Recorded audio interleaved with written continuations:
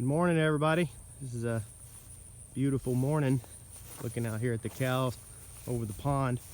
I wanted to talk today a little bit about extending your grazing season. We are in November now. I haven't quite looked at the date, but I looked at my book, and last year I started feeding hay November the 7th. I was just clean out of grass. But this year we're not out of grass because of the way we've grazed them. And what we're doing after frost, generally you don't really graze your cows much more. As you can see, they're grazing. I don't know if you can see very well, but they're grazing, and all of them are spread out and laying down, very content. If you go up to them, they're fat, they're happy. You can tell they're full, which was not the case last night. I'll explain that in just a minute. But when cows are spread out like this, if anybody knows anything about cows, when cows are clumped up, usually it's a sign of stress. And when they spread out and lay down, this is usually they're happy, they're content. And if they were hungry, they would definitely let me know. I mean, they would be all around me asking me why in the world I ain't giving them some hay or something. Well, last night I let them into a field that we had been experimenting with. So there's not a good watering system in that little pasture there. It's about 6 acres. It's just it's a hard place to get a water trough, and there's a little creek through there, but the creek goes right through a pipeline, so we're not allowed to do anything with it. So in the winter times, the only time, or in the fall, like now, or early spring's the only time you can graze it. But all through the summer, it's dry. So the grass ended up growing up, maturing, heading out, and then we just kind of we let the cows in there here and there, but the grass ended up going rank. And so when I let them in this time, after there was water, after frost, the grass had been mature for probably a month, maybe even 2 months. I'm not sure, y'all, but it was a while. That was one of those pastures I more or less just ran them through during the summer. Kind of hated not using all that grass, but we haven't been able to figure out what to do yet out there. Kind of gets tricky when you're working with oil field and pipeline and all like that.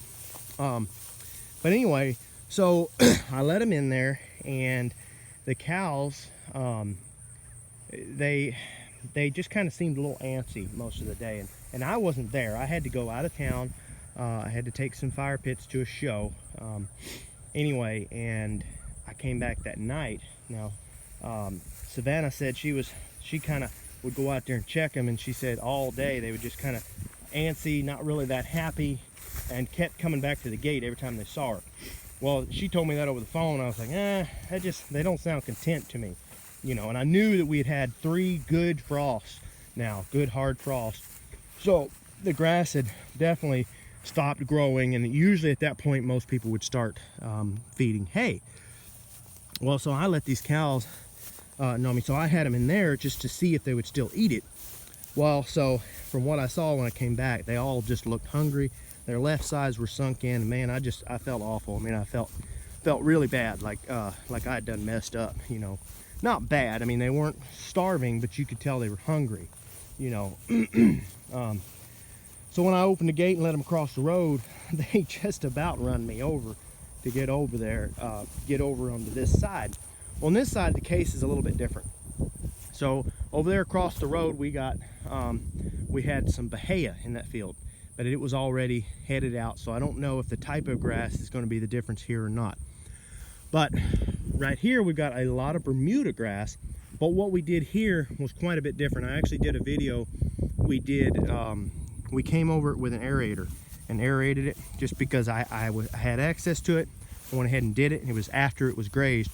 But that's not all we did. Every time we've grazed this pasture this year, we've grazed it not nearly as hard as most of the pastures. Now, I talk a lot about not grazing your pastures too hard, and I don't. Most of my pastures I do not. Well, none of them. I don't ever graze them down. But this one, what I mean by this one is we grazed it even less. Like literally, we would just take the tips right about the time that the seed was about to come out. We just barely knocked the tip off, and then we'd run them back off of it and get them into the other pastures. The other pastures, we usually would take a couple inches, and we just wouldn't allow any more than 6 inches. You know, we wouldn't allow it to get down past 6 inches. And so anyway, it was more of an experiment on this pasture.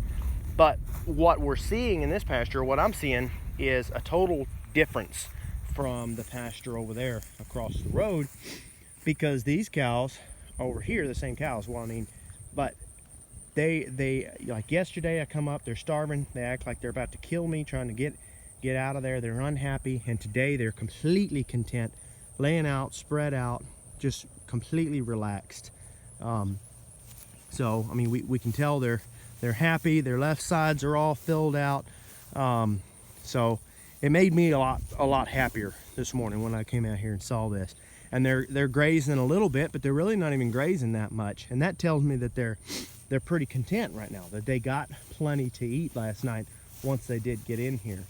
But it's kind of making me happy, because what I am seeing is that I might not can stockpile forage here in Louisiana. I don't know if anybody realizes that, but in some of your southern states, it's really difficult, or most people say it's impossible to stockpile forage all year. Like up north, you can stockpile forage. Down here in Louisiana, the forage that we have available to us at the moment, we cannot seem to stockpile. There's a lot of documents and stuff that have been written on that, a lot of research, and it just doesn't seem to be able to happen. I do personally believe that if the buffalo came through here and grazed through here at one time, then there has to be a way to stockpile something, whether it's a native grass or what. I don't know. We're going to experiment with that, but at this time, this Bermuda grass seems to have done really well. So what I don't know is whether it's the Bermuda grass or whether it's the fact that we barely took the tips.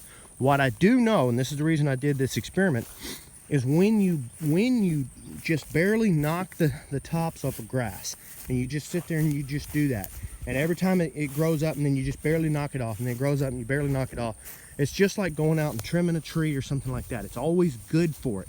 Trimming is always good. So what it did was it allowed the grass, the leaf of the grass, to explode. And so every time we did that, the leaf would explode and the grass would get thicker and thicker and thicker. But also, after frost, the grass is still got a lot of nutrient in it. It's not gone rank like that other grass had done. And I would say at this point, there's still probably a lot of grass out there that hadn't seeded out. That's probably not rank. It's just not as thick as this over here. So we're going to try to run them through that and see if we can get any good out of that as well. Now, it's just going to be a learning experience for me. So if y'all want, y'all can ride along and see how it's going. Anybody that's from the South that's watching these videos, this might be helpful. I don't know that you'll be able to stockpile, but I do think maybe it might be possible to extend your grazing season anyway. You know, so last year it was November the 7th when I had to start feeding hay. I'm hoping to see a little bit longer, at least if we can even get a month out of this, then I think it's going to be a good deal. And then if you combine that with cool season grasses coming on earlier, because we allowed them to come to seed last year, so they'll be coming back, and I'm already seeing them grow back.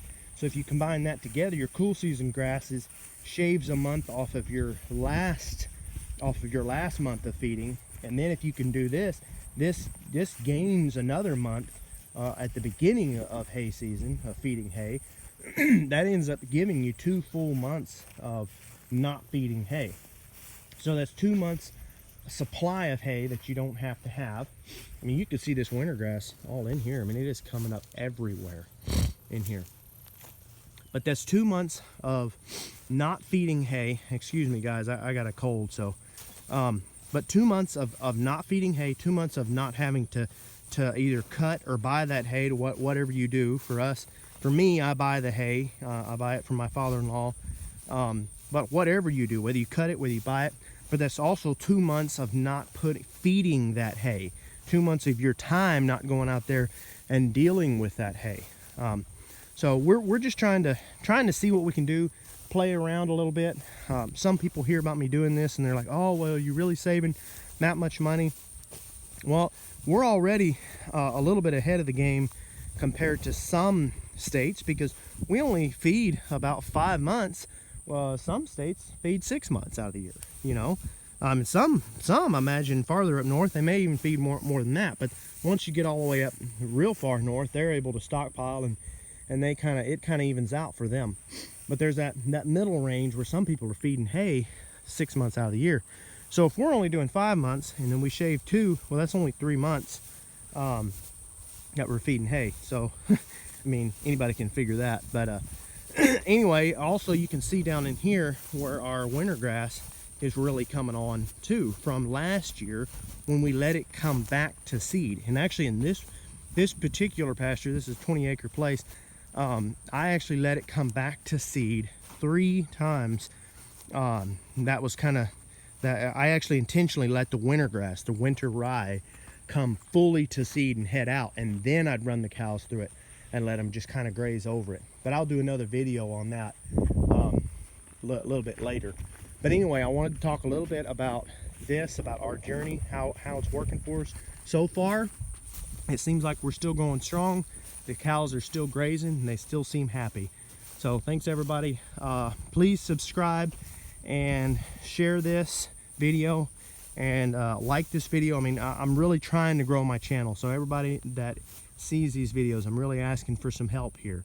Share it, you know, subscribe. I need some help. And a lot of other people can use this. You may not see it helpful. You may already know all this stuff. But if it at least seems like good information, whether you know it or not, just go ahead and share it for me. Subscribe to my channel. Like this stuff. Please, it helps me a lot. I'm trying to grow my channel. Thanks, everyone, and have a good day.